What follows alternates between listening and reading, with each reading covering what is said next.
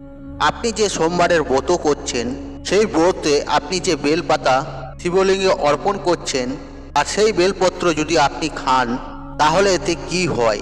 বন্ধুরা, একটা জিনিস মনে রাখবেন, যে বেলপত্র মহাদেবকে অর্পণ করছেন সেই বেলপত্র কিন্তু সাধারণত বেলপত্র কিন্তু থাকে না। আর আপনি যখন বেলপত্র অর্পণ করছেন তখন সেটি স্বয়ং বাবা মহাদেবের প্রসাদ হয়ে যায়। দেখুন বন্ধুরা, এখন কিন্তু শ্রাবণ মাস চলছে আর এই শ্রাবণ মাস বাবা মহাদেবের অত্যন্ত একটি প্রিয় মাস। তাই বন্ধুরা, আজকের এই ভিডিওটি আপনারা অবশ্যই মনোযোগ সহকারে শেষ পর্যন্ত দেখুন, কারণ এই ভিডিওতে বন্ধুরা আপনি এমন কিছু জানতে পারবেন যেটা আপনার পক্ষে জানা অত্যন্ত আবশ্যক। আর এই বিষয়গুলি আপনার জীবনে কিছু উপকারিতা নিয়ে আসবে। বন্ধুরা, শাস্ত্রে বলা হয়েছে 6 মাস পর্যন্ত বেলপত্রকে আপনি পুজো দিতে পারেন, ঐশ্বর্য করতে পারেন, অর্থাৎ একটি বেলপাতা আপনি 6 মাস ধরে পরেও অর্পণ করতে পারেন। আর আপনি যে বেলপত্র শিবলিঙ্গে অর্পণ করছেন এই বেলপত্র কিন্তু 6 মাস ধরেও নষ্ট হয় না বা বাসি হয় না, যা বলবেন আপনি। আর সেটিকে কিন্তু আপনি মহাদেবের উদ্দেশ্যে অর্পণ করতে পারেন। বন্ধুরা, এই বেলপত্র বাবা মহাদেবকে যে অর্পণ করা হয় এর পিছনে কিন্তু একটা পৌরাণিক কাহিনী রয়েছে।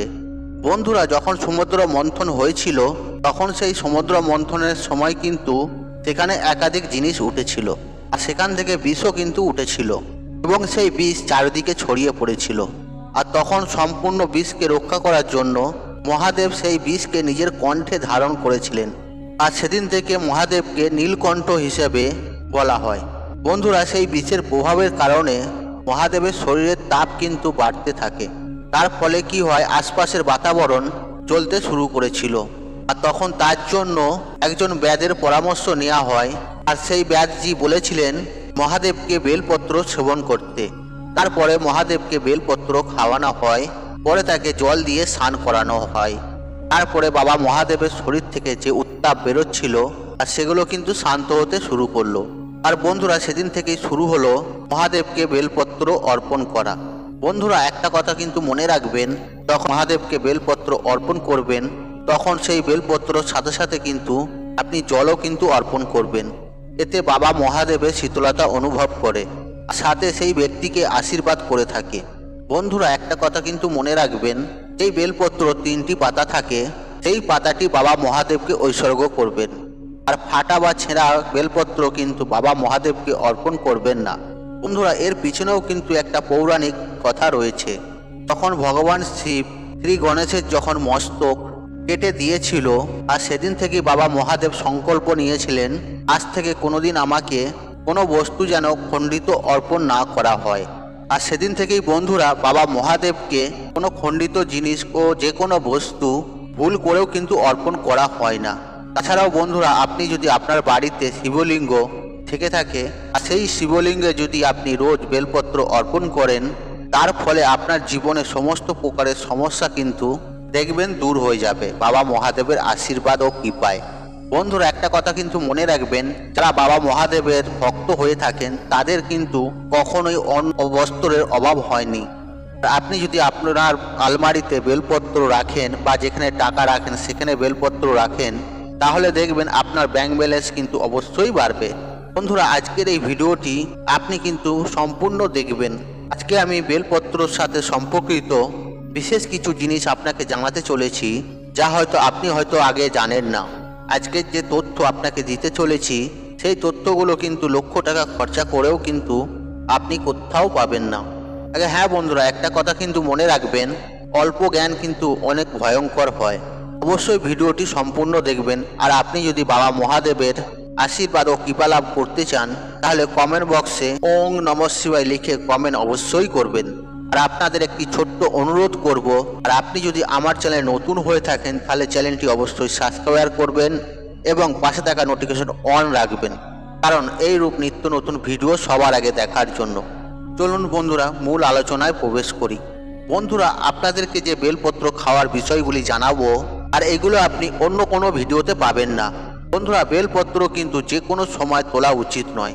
এমন বেশ কিছু সময় রয়েছে, এমন বেশ কিছু তিথি রয়েছে সেই সময় তোলা উচিত। এমন কিছু সময় রয়েছে সেই সময় কিন্তু বেলপত্র ভুল করেও কিন্তু তোলা উচিত নয়। বন্ধুরা, বেলপত্র সবসময় চতুর্থী, নবমী, অষ্টমী, দশমী, অমাবস্যা, সংক্রান্তি এইসব তিথিতে ও এইসব দিনগুলিতে বেলপত্র কিন্তু ভুল করেও আপনি তুলবেন না। আর বন্ধুরা, শাস্ত্রেতে এটাও বলা হয়েছে সোমবার দিনকে বেলপত্র ভুল করেও তুলবেন না। তাই বন্ধুরা, একটা কথা কিন্তু মনে রাখবেন, সোমবারে আপনি ব্রত করছেন, সেই ব্রত এই যে বেলপত্র লাগবে সেই বেলপত্র কিন্তু সোমবার দিন তুলবেন না, তার আগের দিন তুলে রাখবেন। সোমবার যদি লাগে রবিবার দিন তুলে রাখবেন। কেন বন্ধুরা, আমাদের শাস্ত্রে বলা হচ্ছে বেলপত্রতে স্বয়ং মহাদেব নিবাস করে, আর এর মূলে ভগবান ব্রহ্মা নিবাস করে, আর এর মধ্যভাগে নিবাস করে ভগবান শ্রীহরি বিষ্ণু। তাই বন্ধুরা, এটা কিন্তু মাথায় রাখবেন, কখনোই কিন্তু সোমবার দিনকে বেলপত্র কখনোই ছিঁড়বেন না বা তুলবেন না, তাতে সেটা যে কোনো মাসের সোমবার হোক না কেন।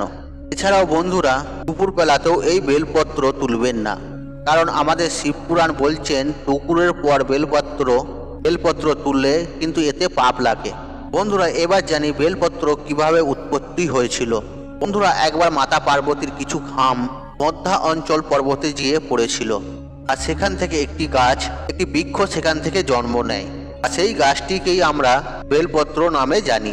তারপরে সেই বেলপত্র পূজনীয় বস্তু হয়ে ওঠে। দেখুন বন্ধুরা, আপনি যখন সেই বেলপত্র শিবলিঙ্গে অর্পণ করবেন, তখন কিন্তু সেই সাধারণ বেলপত্র কিন্তু রয়ে যায় না, তখন কিন্তু বেলপত্র বাবা মহাদেবের প্রসাদ হয়ে যায়, আর কঠিন থেকে কঠিন রোগও কিন্তু সারিয়ে দিতে পারে। এছাড়াও জীবনে একাধিক প্রকারের সমস্যা, হয়তো কেউ বান মেরেছে বা টুকিটাকি করেছে, এর থেকেও কিন্তু আপনি রেহাই পেতে পারেন, আর সেটা আপনার জন্য অমৃতের সমান হয়ে ওঠে। বন্ধুরা, আপনি যে বেলপত্র শিবলিঙ্গে অর্পণ করছেন, আর সেই বেলপত্র যদি আপনি খেতে পারেন, তাহলে আপনার শরীরে যে গুপ্ত রোগ রয়েছে, যে রোগগুলো সম্পর্কে হয়তো আপনি জানেনই না, সেই রোগগুলো কিন্তু এর ফলে নিরাময় হতে পারে। সাথে বন্ধুরা, সর্দি, কাশি, পিত্রদোষ এরকম একাধিক প্রকারের থেকেও কিন্তু আপনি রেহাই পেতে পারেন। বন্ধুরা, যেসব মানুষেরা অজান্তে হয়তো পাপ করে ফেলেছে, সেই পাপ থেকেও কিন্তু রেহাই পেতে পারেন। আমরা এরকম অজান্তে বিভিন্ন প্রকারের পাপ করে ফেলি, যেগুলো হয়তো আমরা বুঝতে পারি না, অজান্তে হয়ে যায়। সেই পাপ থেকেও কিন্তু আপনি এই বেলপত্রর দ্বারা রেহাই পেয়ে যাবেন। বিশেষ করে যে আপনি বেলপত্র মহাদেবকে অর্পণ করবেন, সেই বেলপত্র যদি খান, তাহলে পাপ থেকে মুক্তি করতে পারবেন বা মুক্তি হতে পারবেন। তবে হ্যাঁ বন্ধুরা, আপনি একবার গেলেন শিবলিঙ্গ থেকে বেলপত্র তুলে খেয়ে নিলেন তা নয়, কিন্তু মোটামুটি আপনাকে 2 মাস খেতে হবে। বেলপাতা যে একটি পাতা, সেই একটি পাতা খেলেই হবে। সাথে বন্ধুরা, যে তান্ত্রিক গুণ রয়েছে, সেই তান্ত্রিক গুণকেও কিন্তু এই বেলপত্র খেলে তাকেও শেষ করে দেয়। বন্ধুরা, অনেকেই জিজ্ঞাসা করে, আমি তো মাছ মাংস খেয়েছি, পাপ করেছি, এক্ষেত্রে আমি কি করব? আর এখানে আমি একটা কথা বলি, আপনি যে শিবলিঙ্গে বেলপত্র অর্পণ করছেন, সেই বেলপত্র যদি আপনি খেতে পারেন, ধরুন আগে হয়তো আপনি মাছ মাংস খেতেন, এখন হয়তো মাছ মাংস খান না, সেক্ষেত্রে আপনি যদি বেলপত্র খেতে পারেন, আর এখন তো আপনি মাছ মাংস খান না, সেক্ষেত্রে কিন্তু আপনি ওই পাপ থেকেও রেহাই পেতে পারেন। বন্ধুরা, এটা কিন্তু শিবপুরাণে স্পষ্ট বলা হয়েছে, আপনি সকালবেলাও খেতে পারেন, দুপুরবেলাও খেতে পারেন এবং সন্ধ্যেবেলাতেও খেতে পারেন এই বেলপত্র। যদি কোনো ব্যক্তি প্রতিদিন বেলপত্র খেতে পারে এবং তার শরীরে ও তার মনে তান্ত্রিক গুণ রয়েছে বা উৎপন্ন হচ্ছে, সেই গুণগুলো কিন্তু নষ্ট করে দেয়। আর বন্ধুরা, শাস্ত্রেতে এটাও বলা হয়েছে, আর বেলপত্র খেলে আমাদের ভাগ্যও কিন্তু শক্তিশালী হয়ে ওঠে। আপনার তাতে যেমনই ভাগ্য হোক না কেন, দেখবেন আপনার যে দুর্ভাগ্য, সেই দুর্ভাগ্য দূর হয়ে সৌভাগ্যের পরিণত হয়ে যাবে। এছাড়াও বন্ধুরা, আমাদের আয়ুর্বেদে বলা হয়েছে যে বেলপত্র খেলে আমাদের রক্ত পরিষ্কার হয়। তাছাড়াও বন্ধুরা, আপনার রক্ত সম্পর্কিত কোনো রকমের কোনো রোগ থেকে থাকে, তাহলে আপনি রোজ 5টি করে বেলপত্র খাবেন। তবে হ্যাঁ বন্ধুরা, প্রথম হয়তো আপনি একসাথে 5টি খেতে পারবেন না, প্রথম আপনি একটা করে খাবেন বা অর্ধেক করে খাবেন, আস্তে আস্তে কিন্তু পরিমাণটা বাড়াবেন।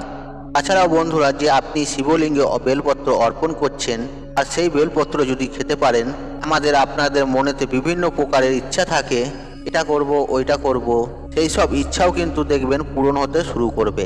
দেখবেন বন্ধুরা, আপনার মন কিন্তু ভক্তিভাবে ডুবে যাবে, মন শান্ত হবে।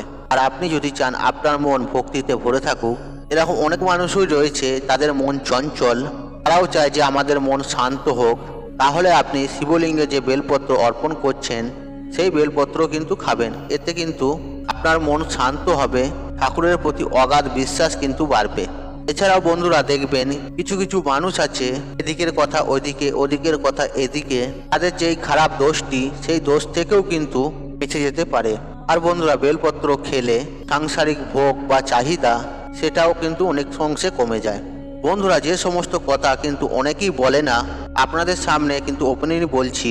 আর শাস্ত্রতে এমনটাও বলা হয়েছে, আর যদি আপনি কন্টিনিউ 6 মাস বেলপত্র খেতে পারেন তাহলে আপনি আপনার ভূত ভবিষ্যৎ নিজেই দেখতে পারবেন। আপনারটা শুধু আপনার নয়, আপনি অপরেরও দেখতে পারবেন। যেটাকে অ্যাকচুয়ালিতে বলে পেটিশন, সেটিকে ভবিষ্যৎ কিন্তু আপনি নিজে দেখতে পারবেন। তবে হ্যাঁ বন্ধুরা, আপনি গাছ থেকে বেলপত্র তুলে খাবেন সেটি নয়। যেই বেলপত্র শিবলিঙ্গে অর্পণ করা হবে সেই বেলপত্র কিন্তু আপনাকে খেতে হবে, তবেই এটি হবে। তাছাড়াও বন্ধুরা যারা ব্রহ্মচর্য পালন করতে চায়, এই বেলপত্র তাদের জন্য একটা ভালো জিনিস এবং লাভদায়ী জিনিস।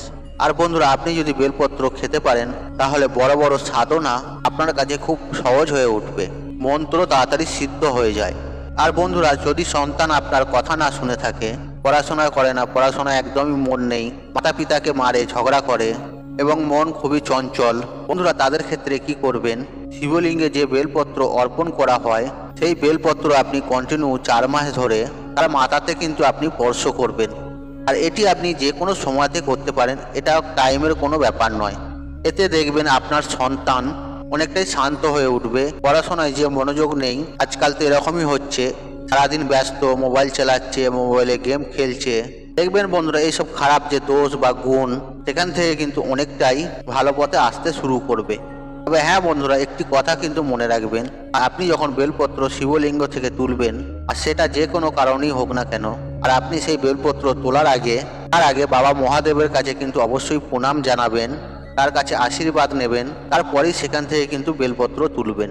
আপনি যে বেলপত্র তুলছেন আপনার যে বাসনার জন্য, যে ইচ্ছার জন্য বেলপত্র আপনি ওখান থেকে নিচ্ছেন, সেই ইচ্ছের কথা কিন্তু মহাদেবকে অবশ্যই জানাবেন। এছাড়াও বন্ধুরা যাদের নবগ্রহর সমস্যা আছে, যেরকম ধরুন বন্ধুরা শনি, রাহু, কেতু, এরকম বেশ কিছু গ্রহ নিচু স্থানে আছে বা অশুভ পরিণামে আছে, এই সমস্ত যে নিজ গ্রহ তাদের থেকে রেহাই পাওয়ার জন্য তাহলে আপনাকে কি করতে হবে, আপনি যে বেলপত্র অর্পণ করছেন সেই বেলপত্র রোজ 5টি করে খান, লাভ কিন্তু নাহলে উপকার কিন্তু অবশ্যই পাবেন। আর এটা বন্ধুরা মোটামুটি ধরুন 1 মাস খান, এতেই আপনি ফলাফল পাবেন। এছাড়া বন্ধুরা অনেক সময় যে কি হয়, আমাদের যে কুল দেবী বা দেবতা রয়েছে তারা অনেক সময় ক্রোধিত হয় আমাদের কোনো ভুল কারণের জন্য। আর সেক্ষেত্রে যদি আপনি মহাদেবকে ঐশ্বর্য করতে পারেন, এই ঐশ্বর্য করা বেলপত্র যদি খেতে পারেন, তাহলে দেখবেন আপনার কুল দেবতা অবশ্যই কিন্তু ভালো ফল দিতে শুরু করবে। আর তিনি যে রুষ্ট ছিলেন দেখবেন তিনি শান্ত হয়ে যাবেন। তাতে বন্ধুরা দৈহিক কষ্ট বা শারীরিক কষ্ট, যাদের ধরুন হাঁপানির কষ্ট আছে, সেখান থেকেও কিন্তু আপনি মুক্তি লাভ করতে পারেন। বন্ধুরা আমি আপনাদের ঘরে যে ভিডিওতে যতগুলি বেলপত্র খাওয়ার কথা বললাম, আপনাদের ঘরে অতগুলি খেতে হবে এমন কোনো মানে নয়। আপনি যতটা খেতে পারবেন ততটাই খাবেন।